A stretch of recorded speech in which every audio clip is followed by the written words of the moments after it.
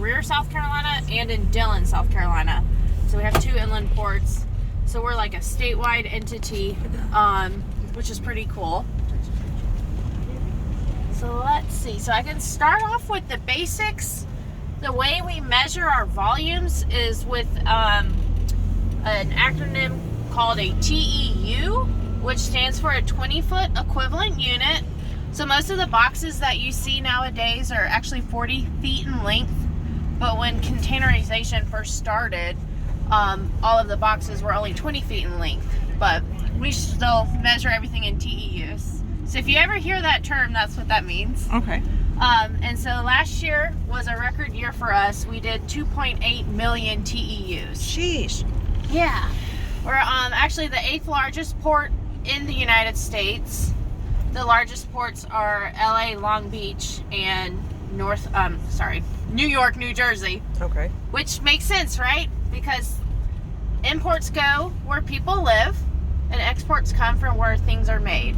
So South Carolina, we manufacture a lot of goods and we export them all around the world.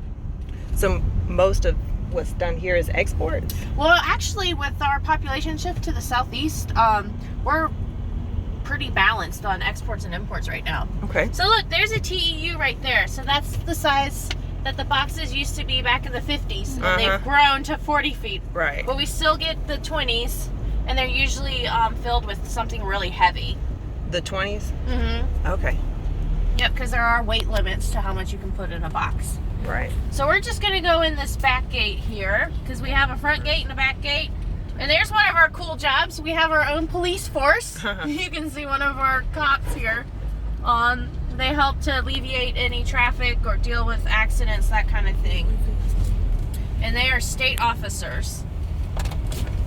I know you probably have lots of different things that come in and out. Can you give us just maybe a few common examples of what would be in these containers? So here in South Carolina, a lot of what we export a lot of agriculture. Let me get through this gate real quick.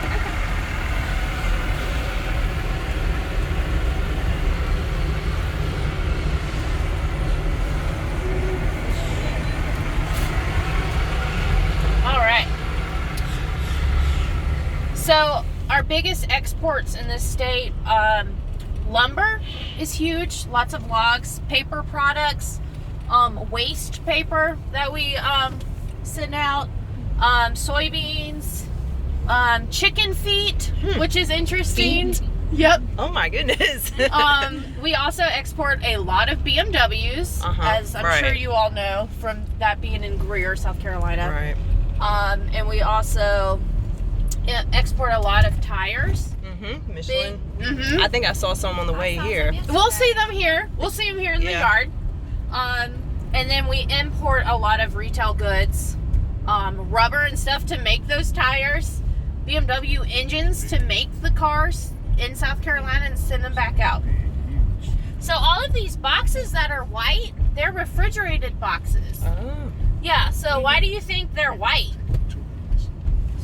Because they don't, it keeps it cooler. Oh, yeah, it doesn't. The color keeps it. Right. But they also have little generators on them too to keep them cold, and they're plugged in while they're on terminal. And all of these boxes here, they're empty boxes. So the ocean carriers who own the boxes, their names are on the side, they have to take them back to China or Japan or Singapore, different countries, to fill it back up with goods. And this thing right in front of us is a empty container handler. So that's another job that we have, part of our operations department. So these blue little trucks, they can only pick up empty boxes because they only pick up 2 sides on 2 points. What kind of requirements are to do that type of job? To do that type of job, you just need a high school degree. Right. So we actually, and that's something that we love to talk about too, is you don't have to go to college if you don't want to be successful here at the port. Right. A lot of our operators make over $100,000 a year. Oh. And same with truck drivers. That's another job, and most of the truck drivers, they get to be home by 5 p.m. Every day. Wow. Because the local area, they're taking boxes to our different terminals. Like you can see our new Hugh Leatherman terminal on the other side there, as well as in North Charleston. So you can kind of see the cranes way over there in the distance. But yeah, it's pretty cool. And then all of these boxes are full of goods. So they're either being taken somewhere in South Carolina or the Southeast, or they're getting ready to go to be loaded onto a ship.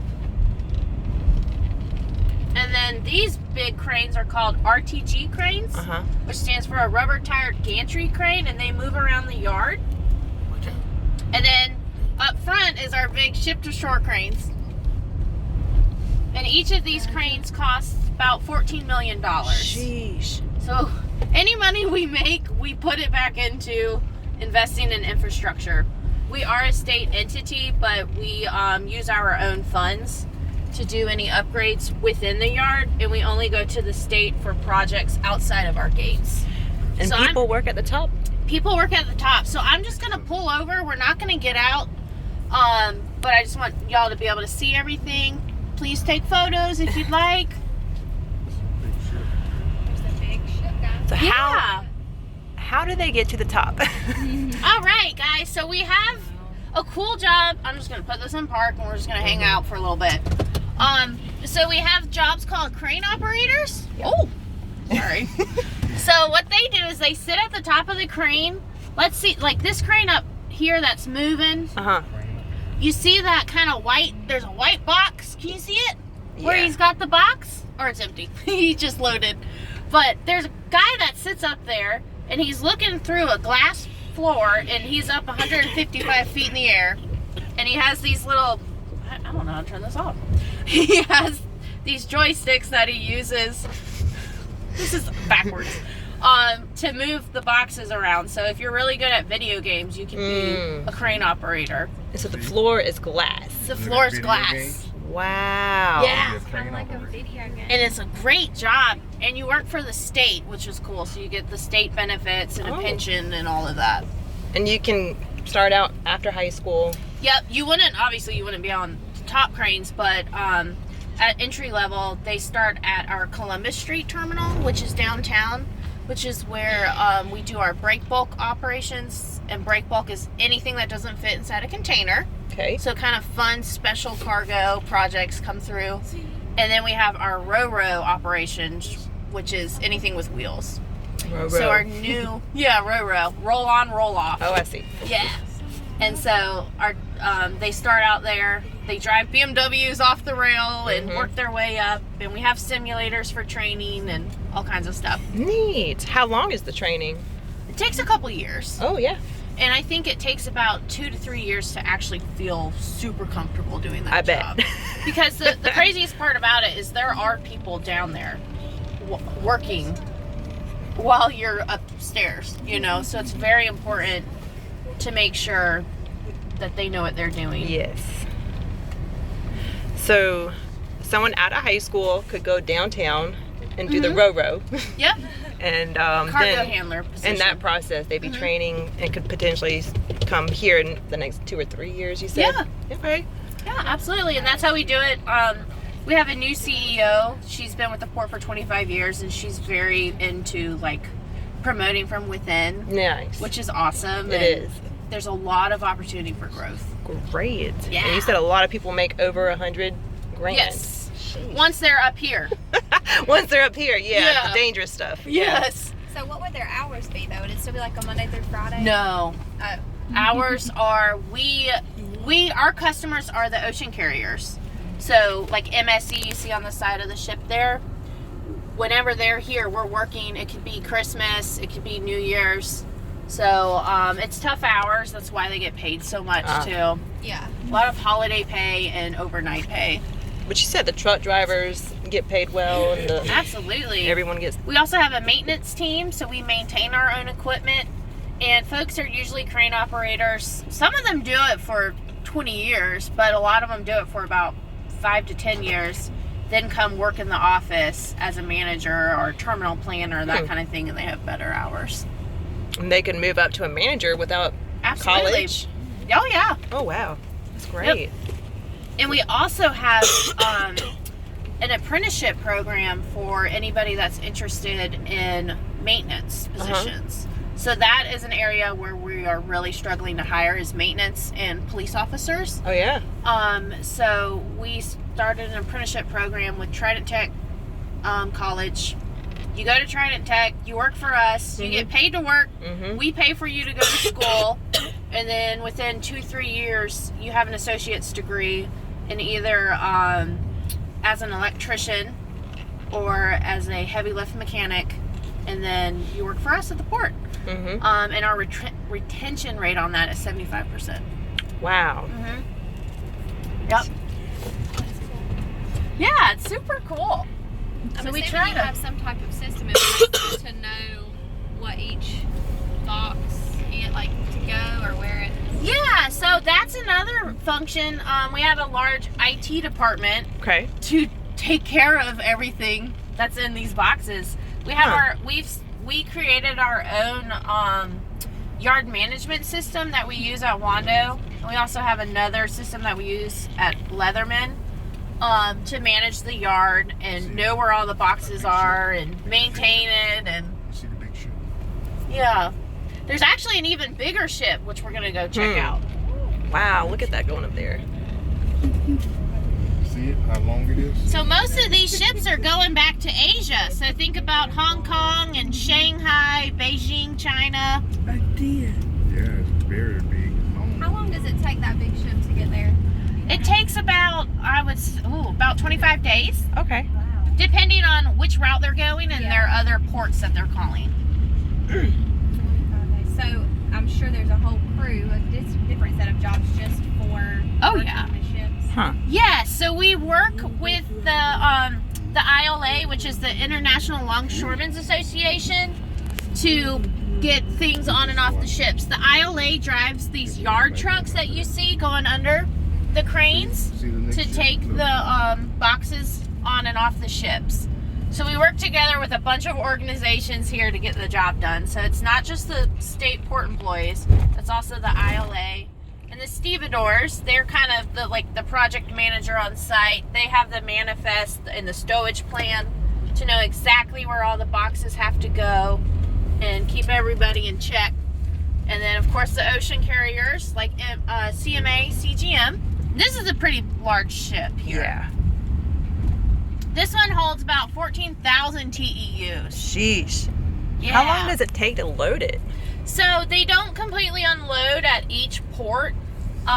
It's probably, this one has been here for over a day. But if they're going to a larger port like New York, they'll be there sometimes for 2 to 3 days. Wow. But it won't completely unload, so it would take a while to completely unload one. 14,000 of those. Yes. And then these big, large steel, like flat things that you see, that's called a hatch cover, which sits right at the deck level. So we put as many boxes below deck as we do above deck. So not all of the boxes are on top. How many be on a ship?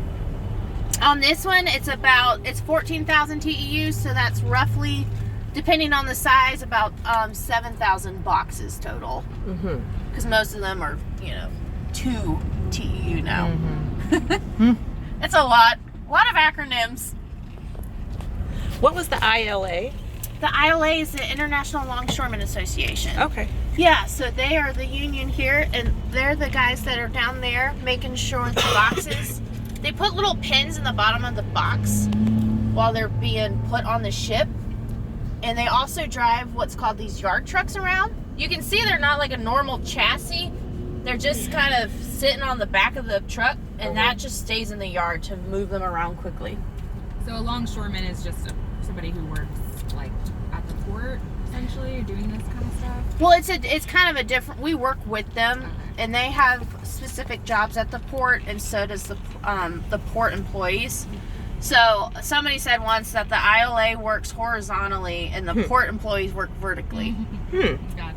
Yeah. So we operate the equipment, and they move the boxes around. So we have to work together. What got you into this job?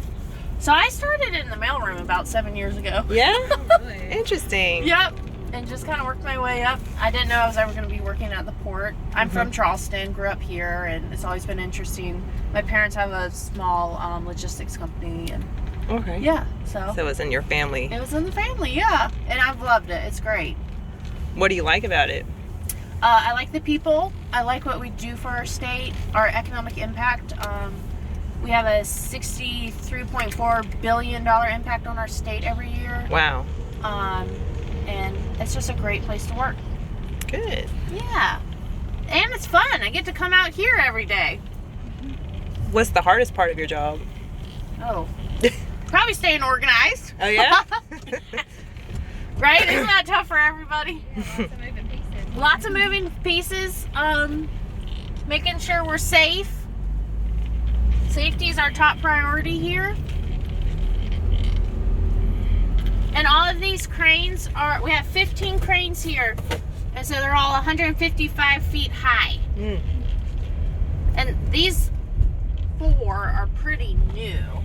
We just got some new cranes to be able to handle the largest ships. And we have students in like Charleston County that name our cranes, so we have 4 more we need to name. Your students? Oh no, we just sent it out to Charleston County schools. Say, hey Ah. guys, we got new cranes to name. That's cool. That to keep them is. involved, though. That's really neat. Yeah. What are some of the names for the other ones? There's one at HLT, which is across the harbor there, and his name is Sir Lift a Lot. I love A it. 3rd grader named it. I think his parents helped. Oh my god. And there's like a Mama Sapphire and Crane Bob Blue Pants. Beginners. It's Silly. cute. They have, Crane Bob. they have great names. South Cranolina. South Carolina. Yeah. They do a great job. Oh yeah, there's the names. Dr. Cranium. There, and the names are right here on the side. That's awesome. Oh, I see it. Yeah, our maintenance department, they paint them on there.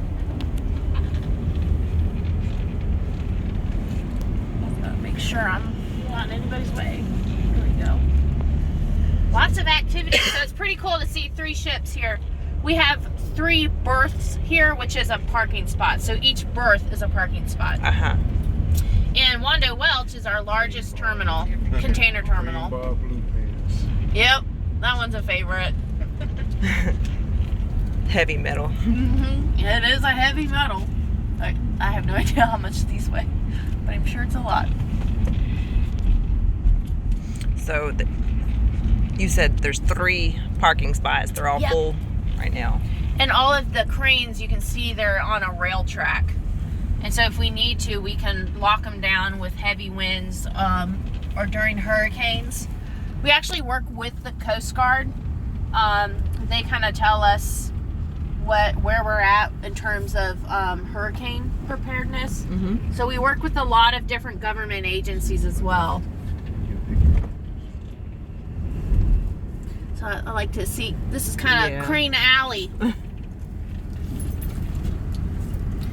And we have some tugboats out there in the harbor. Do y'all see the tugboats? I do, yeah. Do those work with you? Uh-huh. So their job is to park the ship. They push the ship to get it right here at the dock, exactly where it needs to go. And there's also a group called the harbor pilots who drive the ship into the harbor. So they're experts at every port. So there's guys that are in Charleston, there's some in Savannah, at all the major ports, and they drive the ships in about 2 miles out, and because they know nobody knows a harbor like they do, and these captains go all over the world.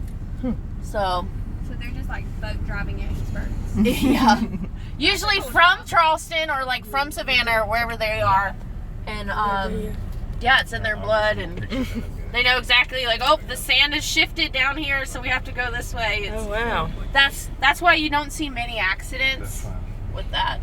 That's cool. But it looks like the tugboats may be coming this way, because I think maybe one of these ships is almost done and ready to head out. And then you kind of see those 2 cranes on the other side of the Ravenel Bridge that are sticking up. Mm-hmm. Those are 2 older cranes that we used to have here at Wando. And we just sold those to a port up in Canada. Huh. Yeah.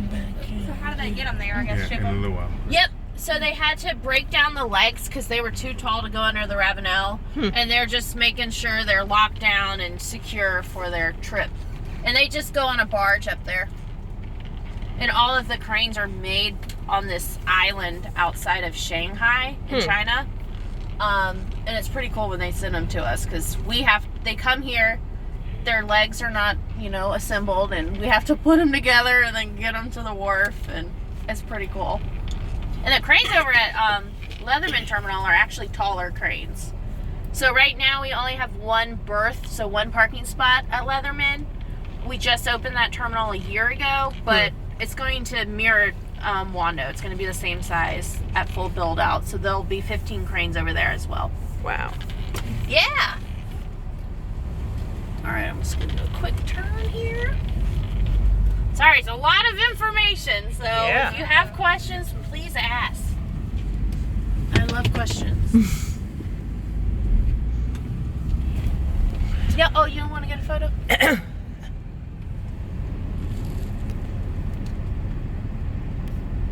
It's a little choppy out there. Where Do you would know- be the oh. best place to go if somebody's just like a little interested in possibly finding a job here, just to kind of Yeah. like, is there like a application site or posting somewhere? Yeah, so our website, it's scspa.com, stands for South Carolina State Ports Authority.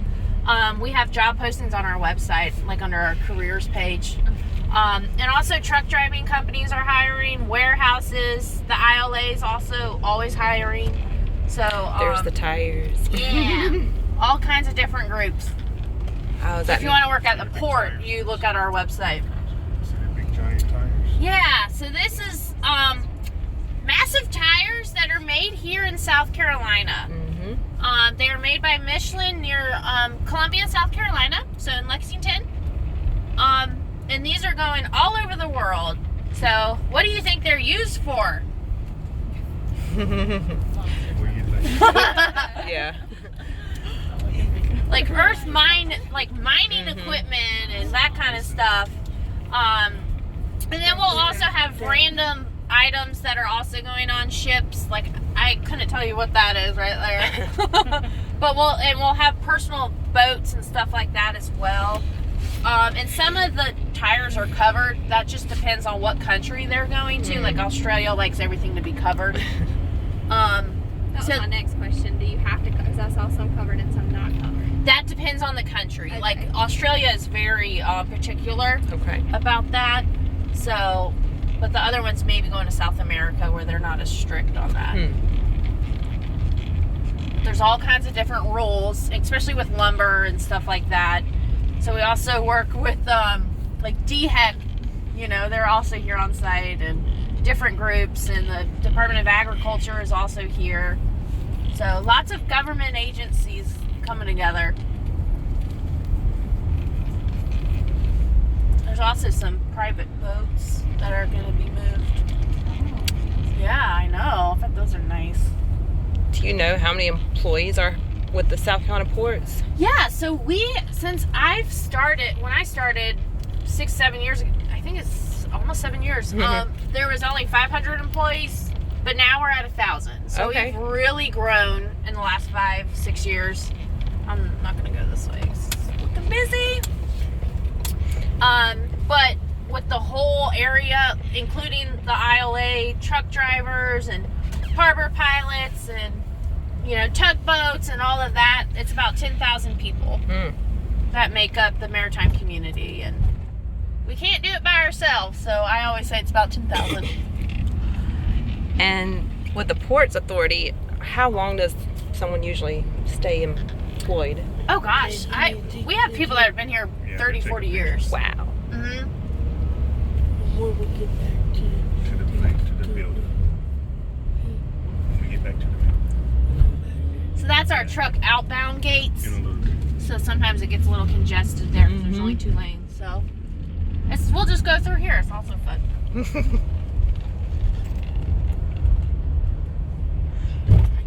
Which job has the most employees? Operations, The the crane? cargo handlers. Okay. hmm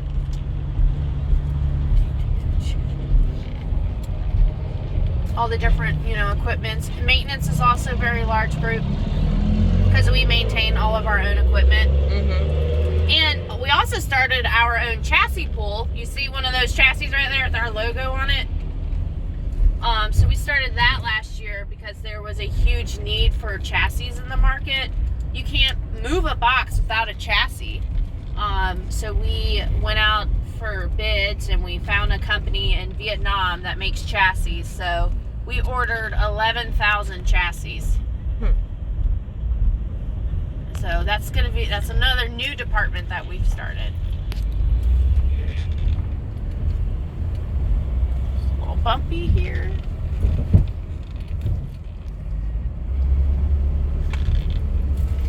How long has the port been around?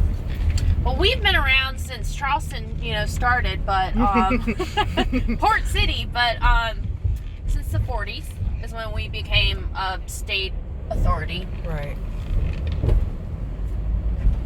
And this terminal was built in the 80s. It used to all be downtown, which is so crazy. Too much, yeah. Yep. So the port down part of it that's downtown, they still have all this stuff going on as well? Yeah, so we still own, we have two terminals downtown. The Union Pier Terminal, which is where we do our cruise operations. We do have cruise ships. And for Carnival, and then we also have port of calls from various cruise ship lines that they just stop along their trip through Charleston. And then Columbus Street Terminal, which is where we do that break bulk cargo, and the Ro-Ro, which is roll on, roll off moving. That's mostly where the BMWs go through. So anything with vehicles goes through Columbus Street. And we have big tractors and like Volvo cars goes through there as well, and Sprinter vans. So it's kind of fun to go down there every now and then. You can see all of the BMWs when you go over the Ravenel Bridge, and just look to your left as you're going into Charleston, and you'll see them all in the yard. So y'all should check that out too.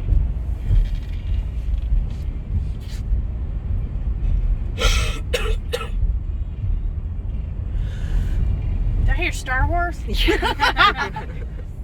That's awesome.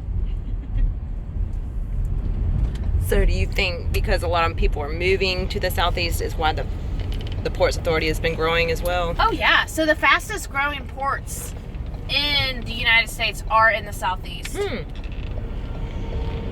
And the Gulf as well. So Texas and Houston is fast growing, and Charleston and Savannah are the two fastest growing. Oh yeah? That's fine. Yep.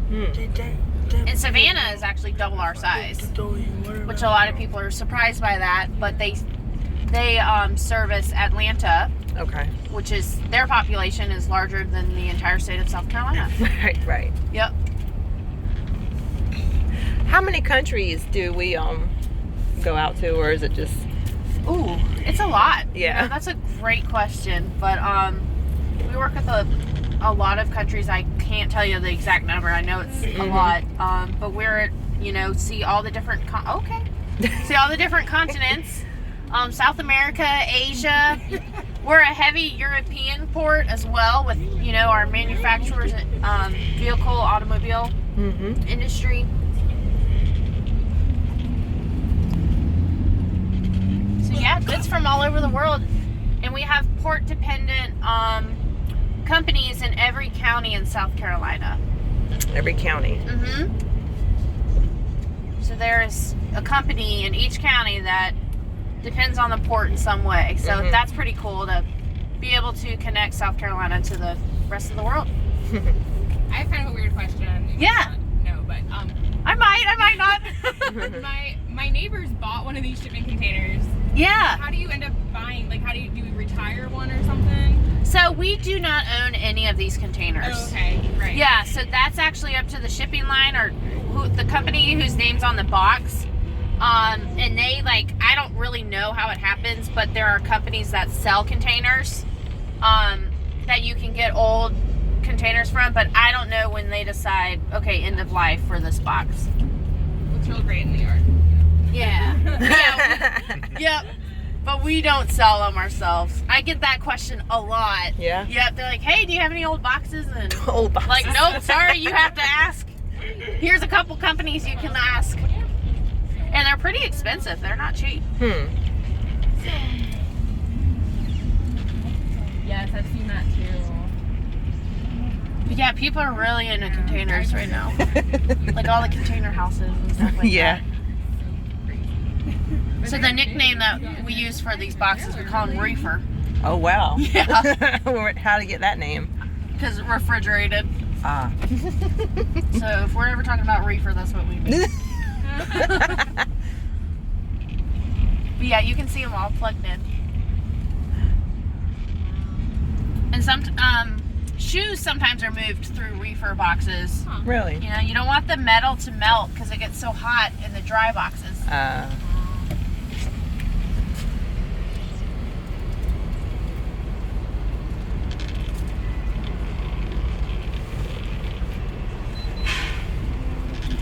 I'm assuming the boxes are like regulated by each country before they leave, like to not ship out bad things.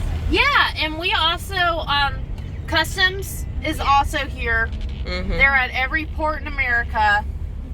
They get the shipping manifest. They know who's sending the items, what country it's coming from, what company is shipping it. So they know exactly what's going on. And if they see something that is a little suspicious, they will pull that box and search it.